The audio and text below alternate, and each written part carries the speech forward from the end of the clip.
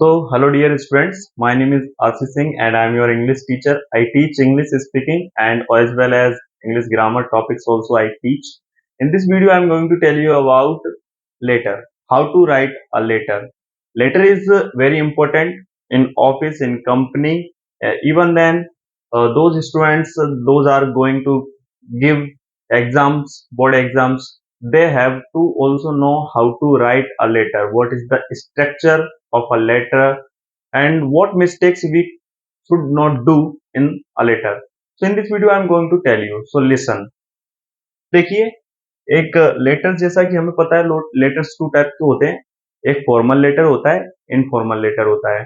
Formal letter उसे कहते हैं जब हम किसी ऑफिस या फिर बिजनेस से रिलेटेड या फिर स्कूल या कॉलेजेस में हम देते हैं जो लेटर लिखकर, वो होता है फॉर्मल। औपचारिक लेटर कहते हैं उसे, औपचारिक पत्र। इनफॉर्मल लेटर हम देते हैं अपने रिलेटिव्स को, फ्रेंड्स को, जिसमें हम इनफॉर्मल वे में अपनी बातों को लिखते हैं। अनौपचारिक पत्र जिसे हम हिंदी में कहेंगे, ये है एक फॉर्मल लेटर।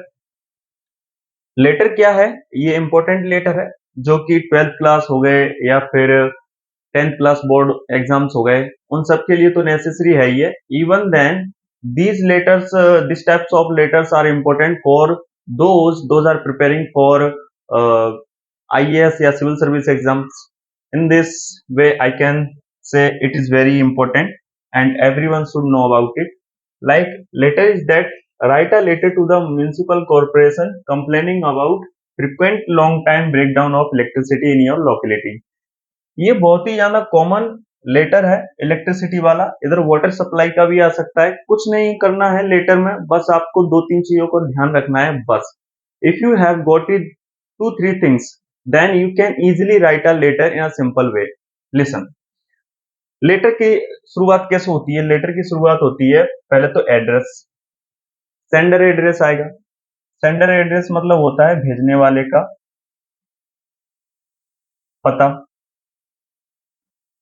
सेंडर एड्रेस मतलब भेज कौन रहा है, किस जगह से भेज रहा है, वो सबसे पहले हम लिखेंगे सेंडर एड्रेस। तो सेंडर एड्रेस में लिखा है अशोक नगर ग्वालियर MP।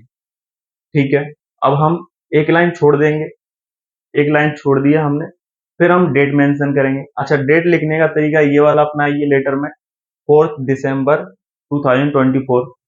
दिसंबर मतलब इस मंथ को नेम लिखना है हमें। फिर एक लाइन छोड़ेंगे, स्किप कर देंगे एक line. After that we will put receiver address. हाँ फ्रेंड्स, रिसीवर एड्रेस मतलब होता है, मतलब किसको हम भेज रहे हैं उसका पता। तो रिसीवर एड्रेस डाल देंगे हम, रिसीवर एड्रेस। ये बेसिक चीज होती है जो हमें पता होना चाहिए। 3, पहला सेंडर एड्रेस आएगा, डेट आएगा, आफ्टर दैट रिसीवर एड्रेस आएगा। फिर आएगा सब्जेक्ट, कि भाई आप जो लेटर लिख रहे हैं वो किससे रिलेटेड है, क्या विषय है, क्या टॉपिक है, क्या आपकी प्रॉब्लम क्या है जिसके आधार पे आप अपनी बात रख रहे हैं। तो सब्जेक्ट में रख दीजिए वो बात। कंप्लेंट है, शिकायत है, regarding frequent breakdown of electricity, बिजली की निरंतर कमी हो रही है या फिर आ रही है, जा रही है। ये जो प्रॉब्लम है बहुत ही ज्यादा टिपिकल प्रॉब्लम है। बार बार इससे प्रॉब्लम्स आती हैं, कई बच्चों को पढ़ने में प्रॉब्लम्स आती हैं, नाइट के समय ज्यादातर प्रॉब्लम्स आती हैं। तो ये जो प्रॉब्लम है इसका फिर हम कंटेंट में लिखेंगे, और जो कंटेंट रहेगा वो पूरे नीचे रहेगा।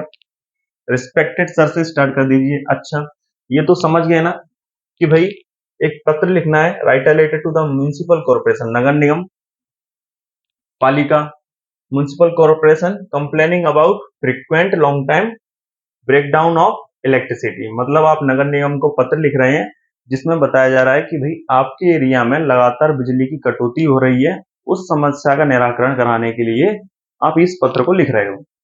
तो किस एरिया में है आपका घर, अपना एरिया बताइए। Ashok colony, Ashok Nagar, Gwalior MP। Simple, date mention कर दीजिए। फिर किसको पत्र लिख रहे हैं? Municipal corporation, to the municipal corporation Gwalior MP, Gwalior के म्युनिसिपल को लिख रहे हैं। सब्जेक्ट लिख दिया। अब रिस्पेक्टेड सर से स्टार्ट कर दीजिए। I am writing this letter, मैंने ये बहुत ही आपके लिए सिंपल वे में रखा है। अगर आप इस चीज को अच्छे से समझ जाते हैं और याद कर लेते हैं तो आपको ज्यादा दिक्कत नहीं आएगी किसी भी लेटर को लिखने में, फॉर्मल लेटर में। अब यहाँ पर इलेक्ट्रिसिटी है तो वाटर सप्लाई कर दीजिएगा बस। Complaint regarding frequent breakdown of water supply की निरंतर बाध्यता आ रही है, हाँ, या कंप्लेंट रिगार्डिंग वाटर सप्लाई, इस तरीके से आप मेंशन कर सकते हैं। I am writing this letter, मैं पत्र लिख रहा हूं, मैं ये पत्र लिख रहा हूं टू टेल यू, आपको बताने के लिए, दैट द प्रॉब्लम है अबाउट किसके बारे में, फ्रीक्वेंट ब्रेकडाउन, लगातार कटौती हो रही है ऑफ इलेक्ट्रिसिटी सप्लाई की इन आर लोकेलिटी, हमारे स्थानीय एरिया में। We are in difficult situation, हम बहुत ही कठिन समस्या में है।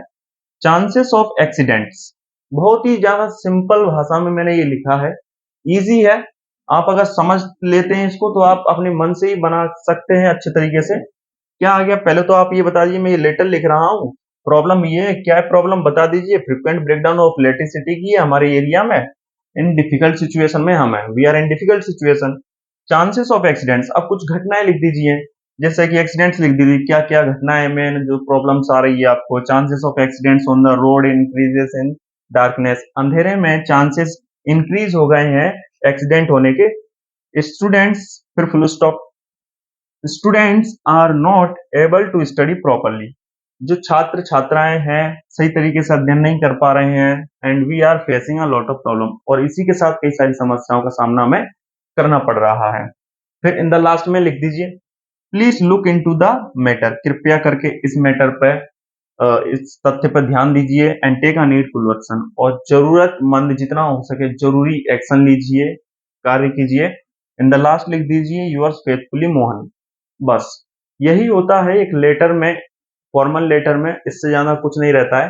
अब वाटर सप्लाई का लिख दीजिएगा, बस यही सेम मैटर रहेगा, क्या कर देना है, बस अपनी प्रॉब्लम्स को चेंज कर दीजिएगा, वाटर से रिलेटेड प्रॉब्लम मेंशन कर दीजिएगा एंड वाटर सप्लाई लिख दीजिएगा इधर। योर्स फेथफुली, आपका भक्तिय मोहन। अब आप यहाँ पर अपना नेम लिख दीजिए, बस इससे ज्यादा और कुछ नहीं लिखना है। यही चीज होती है जो हमें समझना होता है एक लेटर में। So I hope you have understood, you have got it, how to write a letter and what are the mention we should mention in the letter.